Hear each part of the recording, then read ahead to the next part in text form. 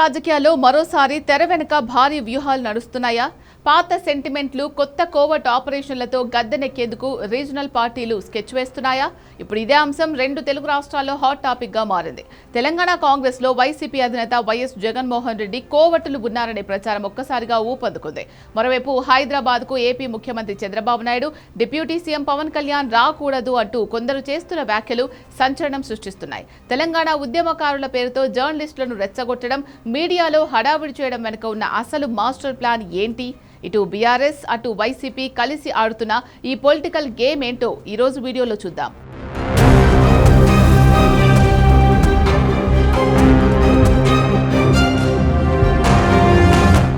ప్రస్తుతం Telangana political circles లో వినిపిస్తున్న అత్యంత సంచలనమైన టాక్ కాంగ్రెస్ ప్రభుత్వంలో వైసీపీ కోవట్టుల అలజడి. గతంలో వైఎస్ఆర్ కాంగ్రెస్ పార్టీకి అనుకూలంగా పనిచేసిన కొందరు నేతలు ఇప్పుడు తెలంగాణ కాంగ్రెస్ లో కీలక స్థానాల్లో ఉంటూ తెర వెనుక జగన్మోహన్ రెడ్డి ప్రయోజనాల కోసం పనిచేస్తున్నారు అనే అనుమానాలు వ్యక్తమవుతున్నాయి. రేవంత్ రెడ్డి నేతృత్వంలోని కాంగ్రెస్ ప్రభుత్వాన్ని డిఫెన్స్ లో పడేయడానికి, అలాగే ఏపీ రాజకీయాల్లో చంద్రబాబు పవన్ కూటమిని ఇరకాటంలో పెట్టడానికి ఈ కోవర్ట్ నెట్వర్క్ ప్రయత్నిస్తోందని విశ్లేషకులు భావిస్తున్నారు. ఈ కోవర్టులు ప్రభుత్వ నిర్ణయాలను, అంతర్గత సమాచారాన్ని లీక్ చేస్తూ సరికొత్త అలజడికి కారణమవుతున్నారనే చర్చ నడుస్తోంది. ఇక ఇటీవల కాలంలో మీడియా వేదికగా జరుగుతున్న పరిణామాలను గమనిస్తే ఒక స్పష్టమైన ప్యాటర్న్ కనిపిస్తోంది.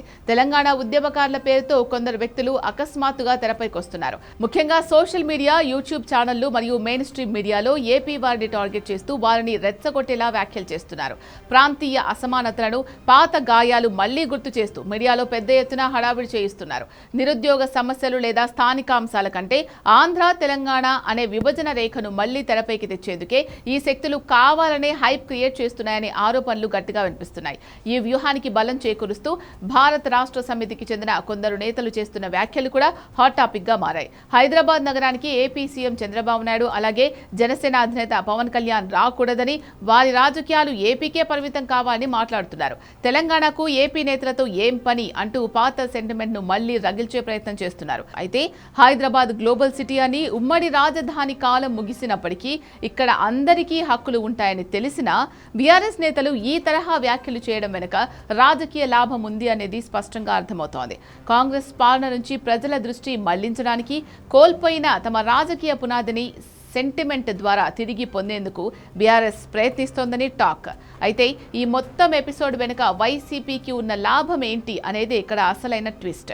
తెలంగాణలో ప్రాంతీయ సెంటిమెంట్ రగిలితే అటు బీఆర్ఎస్ కు మైలేజ్ రావడంతో పాటు ఇటు వైసీపీకి కూడా ఏపీలో రాజకీయంగా బలం చేకూరుతుంది అనే ప్లాన్ కనపడుతోంది. తెలంగాణలో చంద్రబాబు పవన్ కళ్యాణ్లను టార్గెట్ చేస్తే ఆటోమేటిక్ గా ఏపీలోని ఆంధ్ర ఓటర్లలో కూడా ప్రాంతీయ భావాలు పెరిగి అది వైసీపీకి అనుకూలంగా మారుతుంది అనేది వారి వ్యూహం కావచ్చు. అంటే ఒకే దెబ్బకు రెండు పిట్టలు అన్నట్టుగా తెలంగాణ సెంటిమెంట్ ను అడ్డం పెట్టుకుని ఇటు బీఆర్ఎస్ అటు వైసీపీ నేతలు చేతులు కలిపి ఉమ్మడి లాభం పొందాలని చూస్తున్నాయనే గట్టి టాక్ నడుస్తోంది. ఇలాంటి వ్యూహాలు తాత్కాలికంగా మీడియాలో హడావిడి సృష్టించడానికి పనికొచ్చినప్పటికీ మారిన ప్రస్తుత రాజకీయ పరిస్థితుల్లో తెలంగాణ ప్రజలు మళ్లీ ఆ పాత సెంటిమెంట్ను నమ్ముతారా అనేది పెద్ద ప్రశ్న. ఇప్పటికే దశాబ్దం పైగా ప్రశాంతంగా ఉన్న హైదరాబాద్ మరియు తెలంగాణ సమాజం ఇలాంటి కోవర్ట్ రాజకీయాలను, కావాలని సృష్టించే వివాదాలను ఎలా స్వీకరిస్తుందో చూడాలి.